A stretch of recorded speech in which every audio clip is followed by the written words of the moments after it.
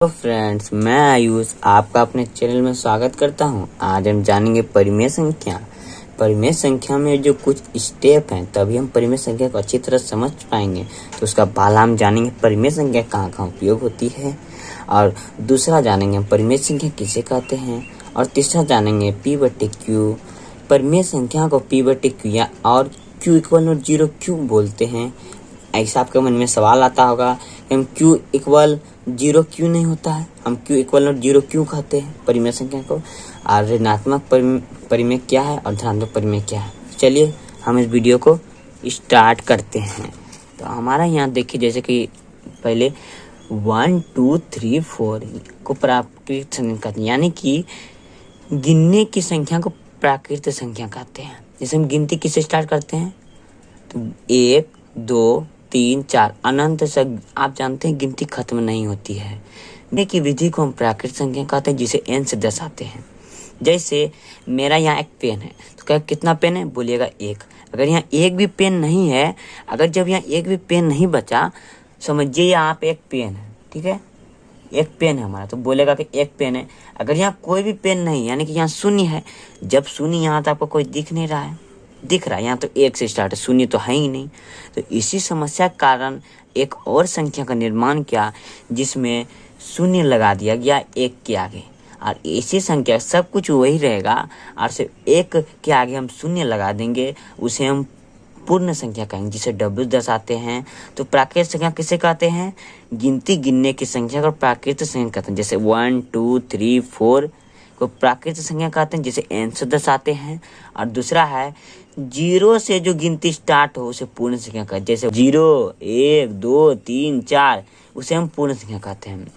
तो सपोज जैसे आप समझिए, ये एक हमारा वस्तु है जिसका दाम है 10 रुपया।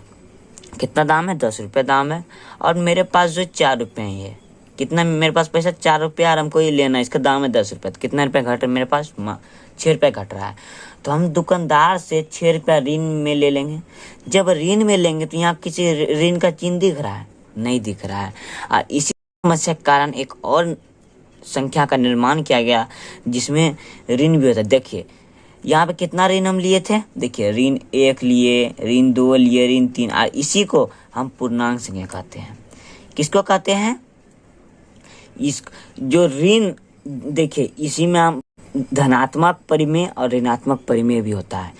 इसमें आपको धनात्मक यानी कि 0 के दाएं साइड धनात्मक होगा, और 0 के बाएं साइड ऋणात्मक होगा, और 0 के जो दाएं साइड होगा उसको धनात्मक परिमेय कहते हैं, और बाएं साइड जो होगा उसको ऋणात्मक परिमेय कहते हैं। तो अब हम जानेंगे भिन्न संख्या। आप पूर्णांक संख्या समझ गए। पूर्णांक संख्या किसे कहते हैं, पूर्णांक संख्या हम उसे कहते हैं जिसमें ऋण भी होता है और उसमें धनात्मक भी होता है, उसमें दोनों संख्या होता है, दोनों परिमेय संख्या होती है, उसे हम पूर्णांक संख्या कहते हैं। तो अब हम जानेंगे भिन्न संख्या। भिन्न मीन्स आप समझ लीजिए बटा। जैसे आप समझिए, मेरे घर में चावल खत्म हो गई है, और हम पड़ोसन के घर चावल मांगने गए। हम बोले कि आपके पास अगर 1 बोरा है तो मुझे आधा बोरा दे दो, जैसे 1/2, और मैं आपको कल दुकान से खरीद के दे दूंगा। तो जब आधा बोरा लिए, भिन्न मतलब शॉर्ट ट्रिक होता है बटे। और जो आपको बता दे, भिन्न माइनस में भी होता है और प्लस में भी होता है। भिन्न दोनों में होता है, माइनस में भी होता है, ऋण में होता है, और धनात्मक यानी कि धनात्मक में भी होता है, प्लस में होता है, ऋणात्मक भी होता है भिन्न, और धनात्मक भी होता है। और हमको बता दे, परिमेय संख्या में भिन्न बहुत ही जरूरी है। परिमेय संख्या में भिन्न होता ही है। तो देखिए यहाँ क्या है, परिमेय संख्या अब किसे कहते हैं, आप समझते हैं। अब यहाँ सबसे मेन टॉपिक है परिमेय संख्या किसे कहते हैं, उसमें क्या क्या प्रोसेस है। परिमेय संख्या में समस्त प्रकार की संख्या शामिल है। देखिए जैसे हम कोई बुलंदी पे चढ़ते हैं, जैसे हम अपना मान लीजिए, सपोज जैसे हम छत पे चढ़ते हैं, छत पे चढ़ने के लिए हमें सीढ़ी चढ़ना पड़ता है। तो वही हमारा मान लीजिए परिमेय संख्या हमारा एक छत है, और इसी को पढ़ने के लिए हमें सीढ़ी पार करना पड़ेगा, जिसमें प्राकृतिक संख्या, पूर्ण संख्या, पूर्णांक संख्या और भिन्न संख्या, कि मैंने आपको ये सब बता दिया है। प्राकृत संख्या मैंने बता दिया, गिनने की संख्या को प्राकृत संख्या कहते हैं। पूर्ण संख्या बता दिया कि 0 से जो स्टार्ट होता है गिनना उसके पूर्ण संख्या कहते हैं। पूर्णांक भी बता दिया और भिन्न भी बता दिया। तो अब आपको एकदम नोट की बात बता रहे हैं जो कि आपको बहुत ही काम आएगा। परिमेय संख्या में सिर्फ पूर्णांक संख्या होता है। परिमेय संख्या जो होता है उसमें सिर्फ पूर्णांक संख्या होगा। पूर्णांक संख्या क्या होता है? 1/2 भी होगा। देखिए 1 और ये जो 2 है ना, इसके बीच में भी संख्या है। ऐसा नहीं कि इसमें इसके बीच में संख्या नहीं है, इसके बीच में भी संख्या है। इसी को हम भिन्न संख्या कहते हैं, इसके जो बीच में। और भिन्न संख्या मैंने आपको बोला था कि परिमेय संख्या में तो प्रयोग होबे करता है, उसी को पूर्णांक संख्या भी कहते हैं। ठीक है, 1-2 समझिए, 1-2 को हम परिमेय पूर्णांक संख्या कहते हैं या नहीं? बोलिए हाँ कहते हैं।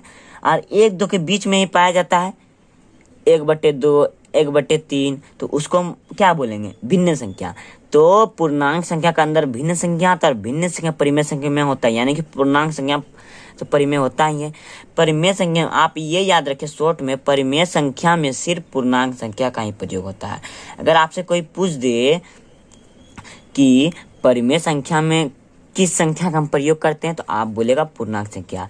सपोज जैसे हम इसे अब हम जानेंगे P/Q, तो Q = 0 क्यों बोलते हैं, तो आप समझ लीजिए 10 में भागा 2, यानी कि 10 रुपया हम दो आदमी को देंगे। और फिर दूसरा हम आपको समझाने की कोशिश कर रहे हैं, 10 रुपये हम 3 आदमी को देंगे, 10 रुपये हम 4 आदमी को देंगे। और 10 रुपया में यहाँ पे एक आदमी भी नहीं है। क्या है? 10/0, यहाँ पे एक आदमी भी नहीं है। कोई देखिए मेरे पास तो वस्तु है, 10 रुपया वस्तु है, पर कोई लेने वाला रहेगा तब ना। इसी कारण Q = 0 इसलिए बोल दे क्योंकि इसमें कोई लेने वाला नहीं है। 0 के सिवाय 1 रह सकता है, 2, कोई भी संख्या रहे, पर 0 नहीं रहना चाहिए। तो हम यूं ऐसे कह सकते हैं परिमेय संख्या का पूरा शॉर्टली फार्मूला, सटीक फार्मूला यानी सटीक परिभाषा, वैसी संख्या जिसमें भिन्न के रूप में लिख सकते हैं, जिसमें सिर्फ पूर्णांक का उपयोग होता है, जिसे P/Q के रूप में लिख सकते तथा Q = 0। तो ये हम परिमेय संख्या की परिभाषा हुआ। क्या क्या हुआ परिभाषा? देखिए मैंने जो भी आपको इस वीडियो में बताया, वही जितना कुछ बताया वही परिभाषा में सब कुछ है, समझिएगा। वो ऐसी संख्या जिसमें भिन्न के रूप में लिख सकते हैं, भिन्न भी मैंने आपको बताया। ठीक है, जिसमें सिर्फ पूर्णांक का उपयोग होता है, मैंने आपको बताया कि नोट में कि सिर्फ परिमेय संख्या में पूर्णांक का उपयोग होता है। फिर मैंने क्या बताया? जिसे P/Q के रूप में लिख सकते हैं, यानी कि बट्टे के रूप में लिख सकते हैं, यानी कि भिन्न के रूप में लिख सकते हैं। देखिए P/Q, P की जगह में हम 1 दे दिए, Q के जगह में हम 2 दे दिए, तो ये हमारा भिन्न होगा। तो ये भिन्न के रूप में लिख सकते हैं या P/Q के रूप में लिख सकते हैं, ये एक ही है। और Q = 0, मैंने आपको बताया कि Q = 0 क्यों होता है। आई होप आपको ये वीडियो अच्छा लगा होगा। अगर अच्छा लगा हमारे चैनल को सब्सक्राइब करके बेल आइकन को क्लिक कर दे। Thank you.